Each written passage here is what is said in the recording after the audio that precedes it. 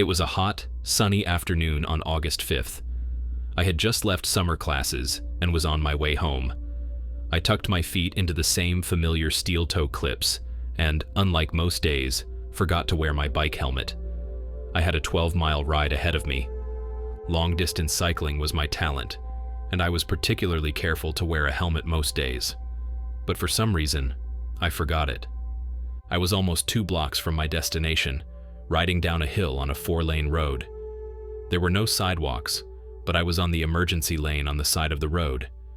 I wasn't alarmed. I didn't notice any danger until it was too late. I saw the metal bumper about 6 inches from my back tire. I don't remember anything until I hit the ground. I was hit by a drunk driver at 3 in the afternoon. He wasn't just drunk.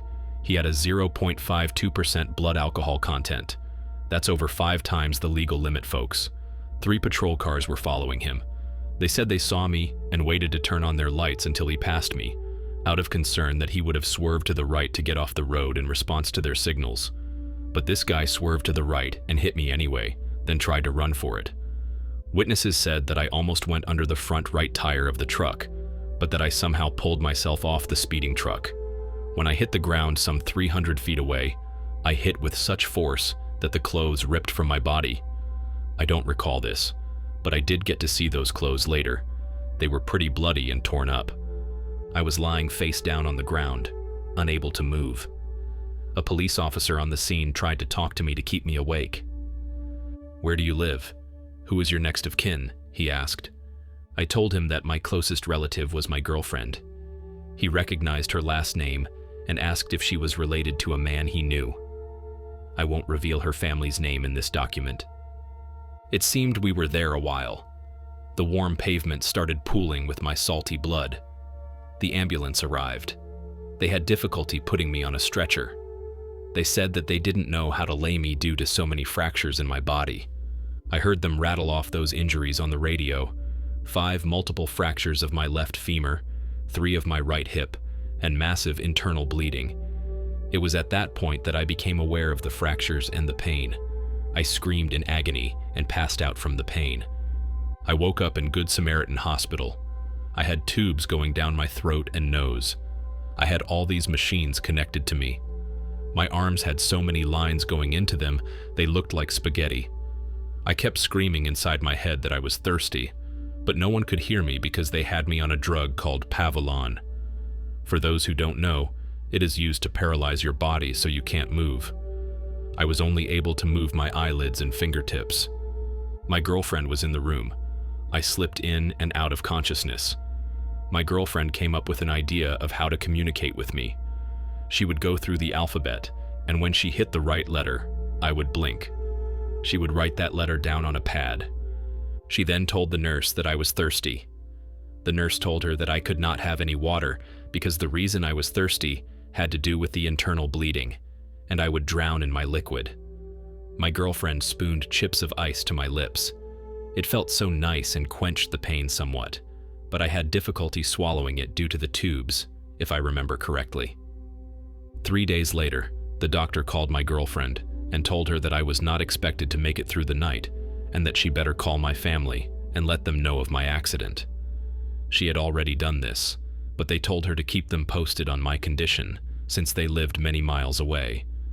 She notified my parents of my condition, and they said they would try to make it that night.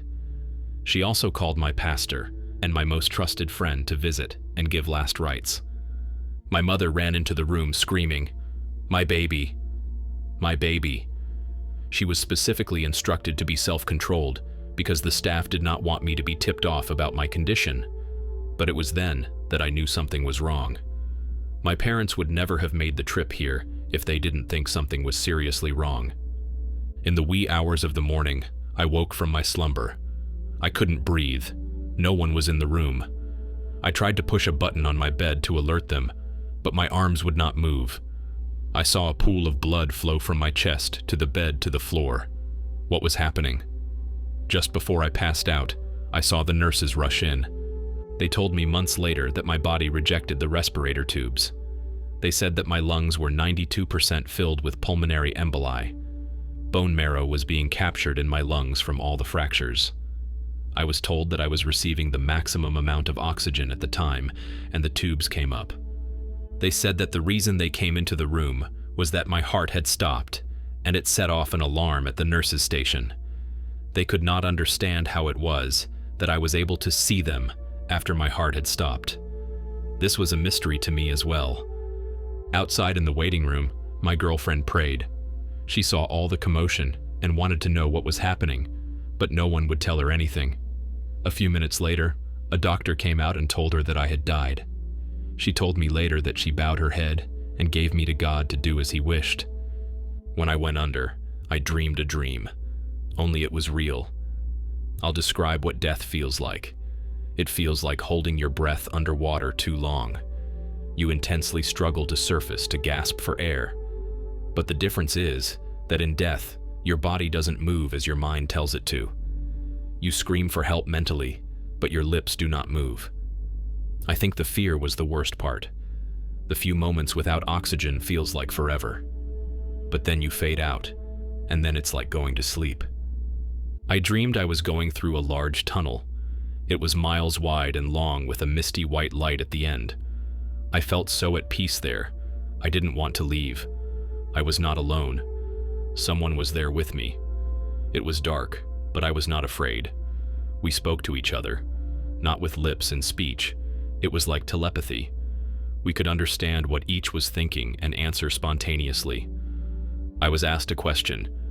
"Are you ready to die now?" I hesitated. I was able to see my girlfriend crying in the waiting room.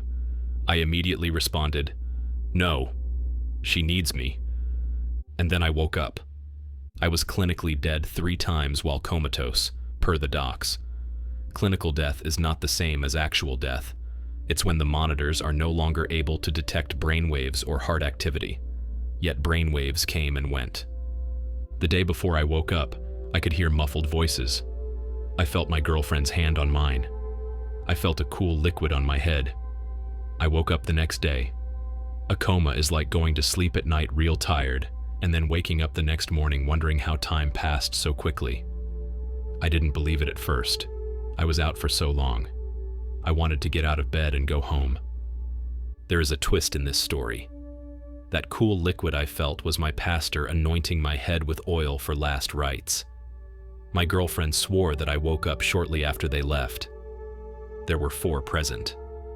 It startled some of the staff and scared my roommate, whom I had the privilege of getting to know later on. A nurse was cleaning up the mess in my room. She saw my brainwaves flash. She called for assistance. This time the staff revived me.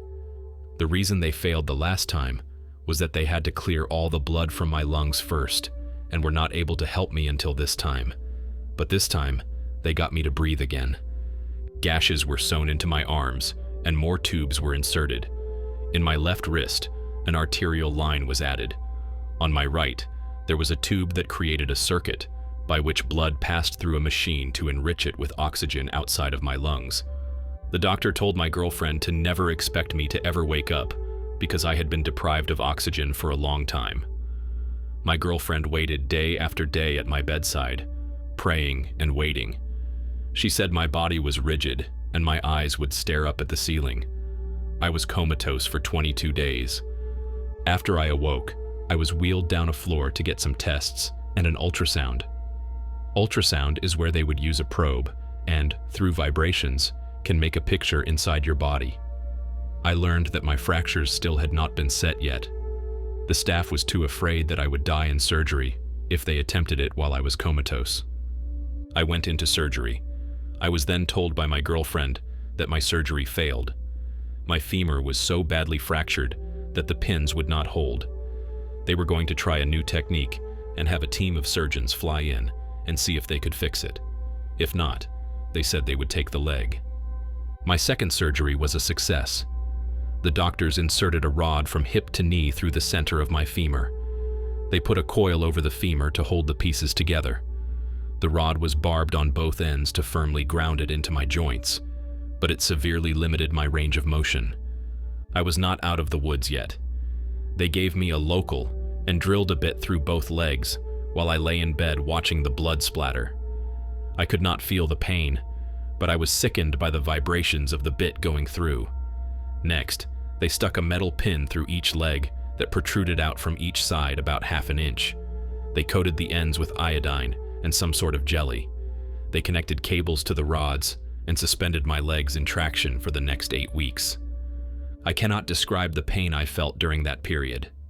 For the first few weeks, I was on Demerol and morphine. I was in La La Land. I was receiving a shot every other hour for pain. The physical anguish came around noon. I had to have the sheets changed daily. About 8 people lifted me while others changed the sheets. I screamed 10 counts that could be heard way down the hall. 1001, 1002. Then comes the emotional shame. I could not urinate in private anymore. I couldn't take a crap without some staff member taking a sample to test in a lab somewhere.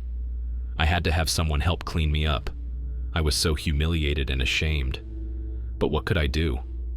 A person came into the room one day and started preaching from Psalms that God was chastising me by breaking both my legs. He showed me a verse somewhere about how some fool drew near the gates of death and had his legs broken for some reason. I lay on my back for weeks, wondering if God was angry with me for sleeping with my girlfriend before we married. I thought if God was behind all this, then surely he could have gotten my attention some other way. I pondered on this for quite a while. What else could I do while laying in bed staring up at the ceiling with a respirator down my throat for the next 2 months? In all, I spent 4.5 months in ICU. By the time I was out of traction, I was so stiff that I could not move. It took 6 weeks just to bend my arms and legs. 6 weeks of coughing all that bone marrow out of my lungs. During my stay at Good Samaritan Hospital, I received over 200 shots of heparin in my stomach, not to mention all the transfusions. I had 66 units of blood pumped in through the IV line. In the winter of 1984, I was finally released from the hospital. My girlfriend wheeled me to a McDonald's, and I had a Big Mac attack. It never occurred to the staff to check for internal bleeding before releasing me. The burger caused a reaction that put me in cardiac arrest.